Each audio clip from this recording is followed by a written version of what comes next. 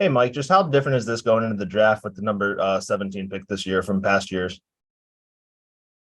It's very different. When you're picking as low as we are, 17th, there's just so much uncertainty about who's going to be there. So, in the past, when we're picking in the top five, we're number one overall. Your list by about this time from draft day, your list is usually pared down to five players or so. For us, I would say we're looking at more 10 to 12 range of guys that we either A, considering, or B, think have a realistic chance of surviving to 17. So it's just a lot of much wider net of players to deep dive on. Nathan? Hey, Mike. Obviously, a lot's been made over the last few years about you guys not taking pitching very early. How do you feel about that possibility this year? And kind of related to that, how do you feel like you guys have done so far with the pitching you have taken?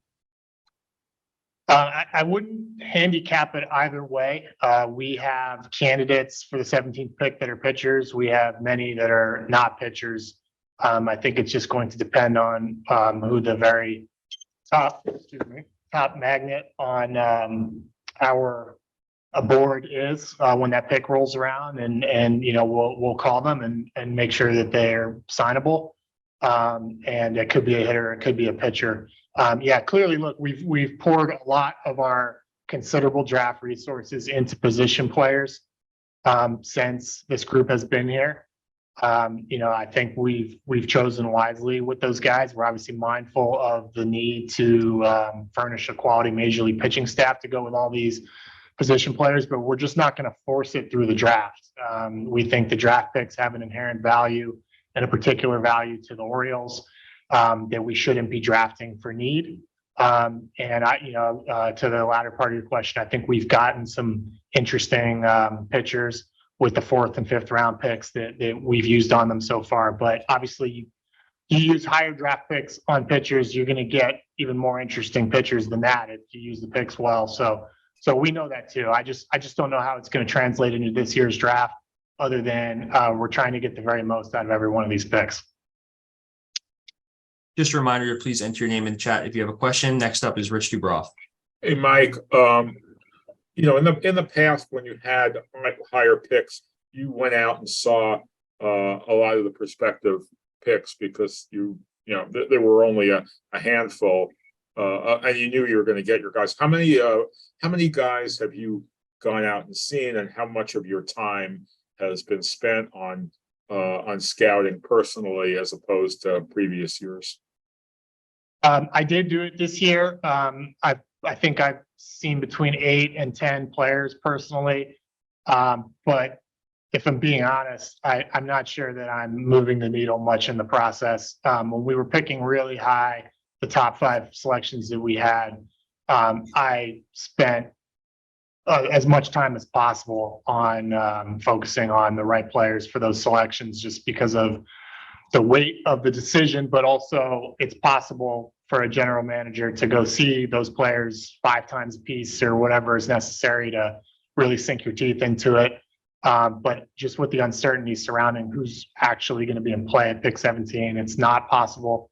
On top of it, our major league teams in a much more night to night, active, competitive stance than it has been the previous drafts. And it just hasn't made sense for me to go out there and hit the road full time. I trust our scouting staff and our analytics department and all the people in the front office that make these selections. And if I'm out there kind of dabbling in the 17th overall pick, it can possibly cause more harm than good. So I go out there to see the players, to meet their parents, to get some feel for their situations. But these have not been multiple looks or in-depth looks on my part this year. Nathan? Mike, to your point about the major league team, obviously Colton arrived yesterday, Jordan the week before, Adley and Gunnar have been there. How do you just feel about how this process, your guys' efforts in the draft have gone to this point in your tenure? I think that we are pleased with the results so far from our draft picks. We're not going to rest our laurels on that or act like there's not some degree of good luck involved anytime you get a good draft pick, and these guys are just starting their careers. I mean, we'll see where it goes. Making the majors is not the end all of a successful draft pick, but yeah, look, I think any way you look at it, I think we've got a sound process in place in the draft. The results are certainly at a level of reflecting some help to our draft process, and can't understate the player development end of that too. I mean, these guys have moved along and improved and performed in the minors, and they're not the exact same players they were on draft day. They've gotten healthy coaching and healthy character building in the minor leagues, and that's not always the case when you sign with an organization. So I am happy with the fruits of our pipeline so far for the last 4 or 5 years, but I'm also somebody that gets paranoid about falling behind, and we're going to continue to try to maintain an edge with everything that we do in scouting player development. John, go ahead. Mike, you mentioned that process and how the results have kind of validated that. What are some tenets of the process that you feel most strongly about have led to the quality of players you guys have drafted and developed over these last few years? I've always gotten a lot of questions about what we look for in the draft, and what makes a good player in the draft. It's so case by case for me that it's very hard to answer it. We look at a lot of different shapes and sizes and profiles, and we rank them against one another. It's a lot of apples and oranges rankings. Makes it very tough.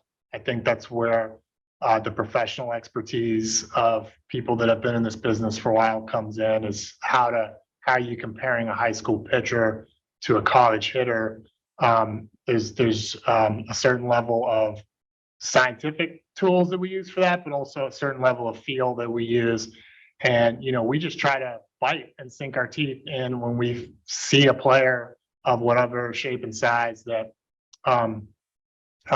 checks the right combination of boxes in his particular case. And I mean, as an example, college hitters, the ones that we've taken really high in the draft, being Adley, Kerstad, and Cowser. They're different types of hitters. Adley's very patient. So is Cowser. Kerstad's very aggressive. Doesn't take as many pitches, but the batted ball attributes drew us to him. So it's just different. I think the we do look for guys that are going to work hard, that are going to be good teammates, that are going to be high character contributors to the organization. I think that might be the common thread. Go ahead, John. Yeah, and I guess to follow up on that last part that you mentioned, can you speak to the work that the scouts on the ground have done in kind of doing that makeup work and everything that you've asked of them since you came along? I know there's a lot of qualitative stuff on the baseball side, but they're the ones who are getting to know these guys. Can you kind of address the work those guys have done and the improvements maybe that have led to some of these outcomes? Yeah, I think it's a very important role for an area scout, is having the relationships with coaches and sort of baseball people in their region, so that they can get information about what a player's like off the field or away from the lines, or however you want to describe it. I think we emphasize it quite a bit in this administration, and therefore the scouts are very comfortable investing a lot of their time into that part of the evaluation. And, we try to encourage them to do so, even if it may come at the expense of seeing an extra game, just because it's so important. We're not going to go 100 for 100 in assessing those qualities, especially because it's such a unscientific thing to evaluate whatsoever. But I think as much as we talk about it as a scouting staff and as much emphasis as we place on it, it tends to draw it out as a priority when guys are evaluating players. And So far, I would credit our group with the descriptions of these kids kind of matching what we've got. All right, I believe that is all the questions we have. Thanks everyone for joining us, and thank you, Mike, for your time. Thanks.